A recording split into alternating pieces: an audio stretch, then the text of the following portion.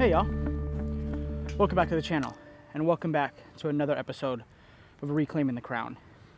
In this episode, I'm going to be talking about shooting 1050 and winning a sweet B tier. I'm going to be explaining to you guys what I did good, what I didn't do so good, what I could do better, and how I plan to improve my game going forward to get back to that Reclaiming the Crown Disc Golf Pro Tour win. So let's jump right into it. A few of the things I did really well last week. I threw it really well. I putted really well. Two things that weren't so good, I threw some questionable upshots, and thankfully the course we played didn't require very many upshots, and I had made a few mental errors. For example, on the final round, hole 2, I was 20 feet away, up a hill into a 30-mile-an-hour headwind, and I thought to myself, this is a good time to practice actually making these putts, because, you know, playing a B tier versus playing against the best players in the world, with the pressure on and all of that, I was like, you know what, like, I need to try to make this. This will be a confidence booster, and I was up 4 strokes. I shot the course record 13 under the first round of the tournament. So I was pretty confident that I was going to make a 20-footer. Hit low, the wind literally blew it back to 20 feet right where I was. Hit that one, hit almost center, blew out, rolled into the water behind me, missed that one, tapped in for 5. What I did do well after that, though, that was a bad decision, but after that I battled. I birdied the next hole with a 50-foot putt, played really well, held on, ended up winning by 2 and averaging 1052 for the tournament. But from Waco and from Open at Austin, when I created this series, to that event, like, I feel like I was a new person playing a new game. I didn't have too many crazy things happen. I didn't get unlucky or have anything unfortunate really happen to me, and I executed my shots for the most part.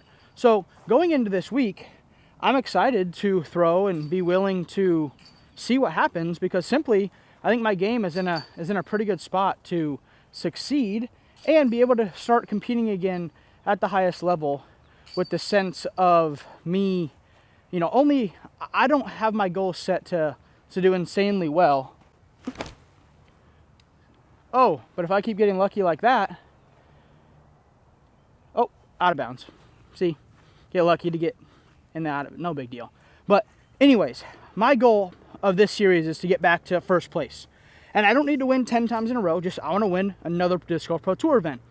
But as of now, I went from 80th to 50th to winning last week, but again, B tier, nah, does it really count? I mean, I played good disc golf, and my goal, the reason I played that tournament was to get more tournament practice and build my game back up, because obviously I'm not at peak tour form. So getting out there, shooting those rounds, playing well, winning the event with pressure, and then being able to come back out here now, back on the tour, and be practicing and feeling like I'm going to play pretty good is a really good feeling. All right, hey y'all, a few things really quick. GibsonDiscGolf.com, we have 2 things going on there that I'd love you to be a part of. One is our subscription box.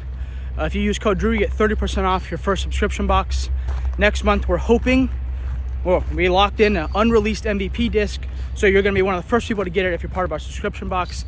And then for the next month of May, we're really hoping and we're really trying to get the brand new Kristen Tower signature disc as well. So make sure to go check out our subscription box. Use code DREW at checkout for 30% off your first order.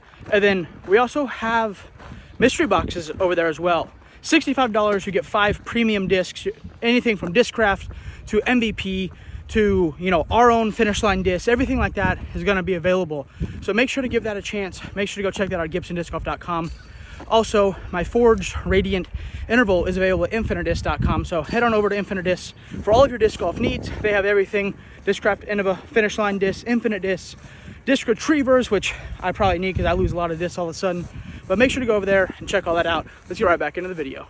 Speaking of things I did well last week, I feel like my putting had hit like this new pinnacle where I focused, found a chain link, and I was able to bring my putter straight down the pole and straight back up.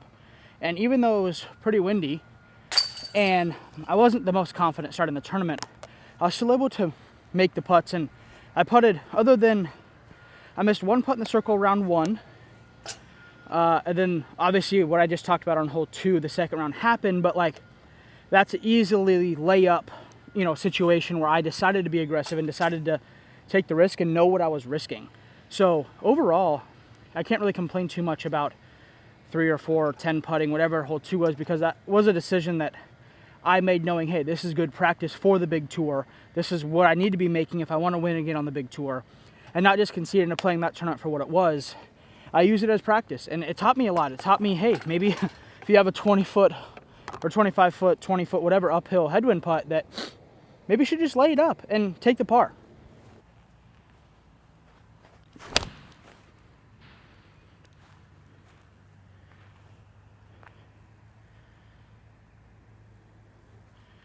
One thing I did really well last week, and one thing I was super proud of and feeling like it's getting more back to my normal self, is Harry Myers. I don't know if any of you guys have seen the footage. It was on the Disc Golf Pro Tour at one point, or you're from the Dallas area and you've played there. A lot of the gaps are pretty stringent. It's not like a tour course where you can kind of just throw it wherever and maybe still make birdie, but minus the OB line, there's not much trees or stuff to hit on a lot of these courses.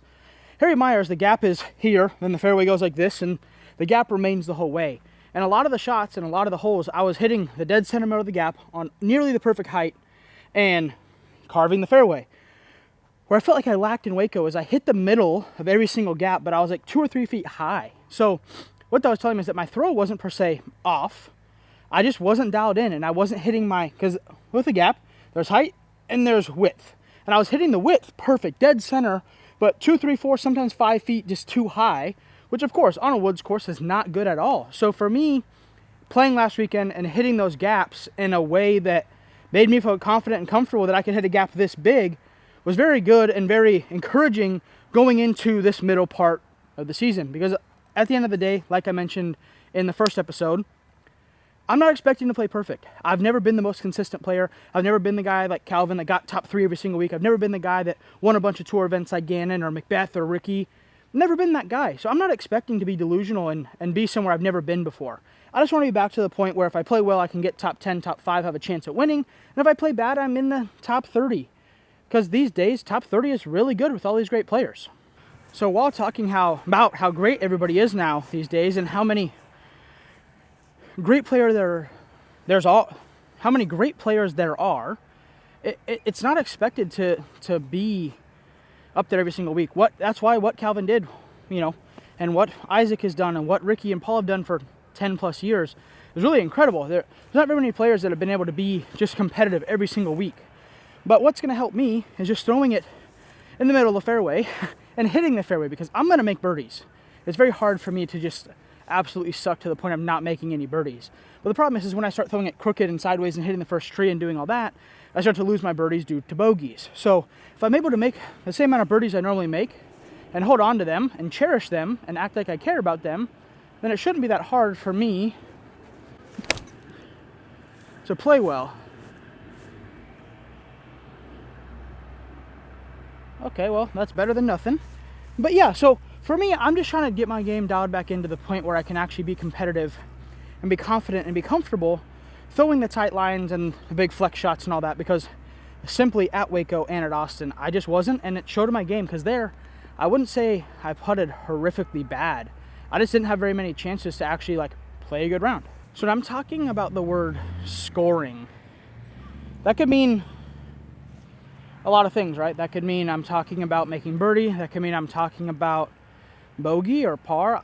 When I say scoring, I'm talking about having the opportunity to score. So right here, threw it down the middle, threw hyzer up here to 29, 30 feet, 31 feet, and this is an opportunity to score. But also, within this, I can airball this and be 100 feet down this cliff, and then I have the opportunity to score the wrong way. So it's about managing these shots and managing this and deciding, hey, I'm already 1 over. Do I want to be possibly even or 2 over? You have to start taking these things into consideration.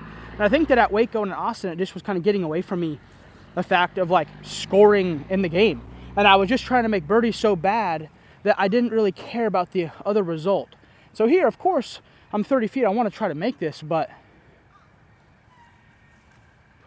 so that's great. That's scoring. But again, that air ball turns into a possible 1, 2, or 3 stroke deficit depending on what you're doing. And simply on the pro tour and any professional event, really, you can't afford those kind of swings, especially if you throw 2 good shots that should reward you with a possible birdie look and or a decent score.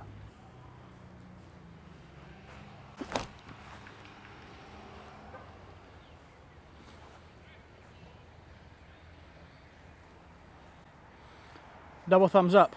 Overall, thank you guys for tuning in. Thank you guys for watching. That's kind of my recap of the B tier win, averaging 1050, and then how I'm kind of feeling and what I've been working on going into Texas State Championship here, Disc Golf Pro Tour event. Thank you guys so much for watching.